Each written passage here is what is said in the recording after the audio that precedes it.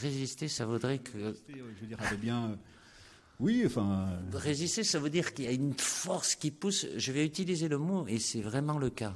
Et pour lui, et pour moi, et pour le groupe. Je comprends que ça peut être quelque chose qui occupe les discussions, les débats et autres. Pour nous, c'est un non-événement. Il est là, dans un groupe qui connaît, où on était, il connaît aussi, donc il met beaucoup d'envie, lui, comme les autres. Il y a pas, je suis pas plus attentif, lui non plus. Les joueurs, ça discute. Évidemment, à table, il en voisin de gauche et de droite, mais toujours comme d'habitude par affinité. Vous serez curieux de savoir peut-être la table, mais bon, c'est pas grave. Je vais pas en dire plus. Hein? Vous les verrez sur les vidéos. Non, sincèrement, il n'y a pas de focus ou quoi que ce soit. Quand j'ai besoin de lui parler, je lui parle, il échange, il est plein de vie, d'envie, il a le sourire, la qualité il l'a, donc voilà, il est dans un groupe, quoi. Ah ben ça c'est évident, et il le sait très bien. Où il était, dans les équipes où il était, c'est pareil, sans un collectif, il est censé, lui, comme tous les joueurs offensifs, à un moment être capable de pouvoir faire la différence. Mais il dépend des autres, et les autres ont besoin de lui aussi. Quand moi je l'inclus, c'était toujours ma façon de voir les choses, parce que je vais rester aussi factuel. La force collective, elle sera toujours plus forte que la force individuelle.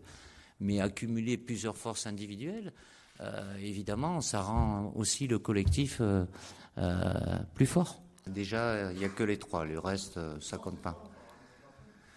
Ouais, non, moi je parle d'eux avec les autres. C'est pas le même objectif. Évidemment, il y a une animation offensive.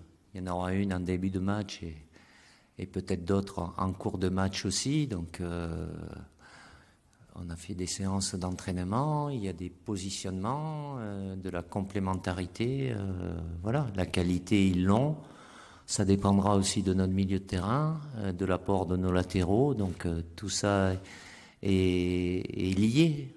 Après, je me doute bien que ça peut aller jusqu'à savoir combien de pas ça fait l'un à l'autre et vice-versa, ce qui n'a pas empêché, historiquement, même si les relations de nombre de passes et tout ça, et je prends l'exemple que Vincent, il voit à qui je veux faire allusion, ça n'a pas empêché l'équipe de France d'aller jusqu'en finale sans avoir énormément de ballons ou d'échanges, quoi. Donc plus il y en aura, mieux c'est. Après, mais c'est pas qu'avec eux. Je peux pas je suis désolé, les dissocier du reste de l'équipe quand on a le ballon et quand on l'a pas aussi. Donc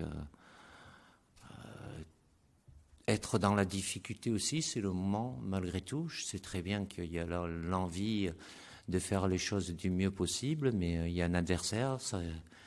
C'est pas comme les entraînements où on est entre nous, même s'il y a beaucoup d'intensité aussi, mais on sort d'une première partie où il y a une charge de travail importante avec des doubles séances. Donc voilà, la première partie va se conclure avec ce match-là demain face à des Gallois qui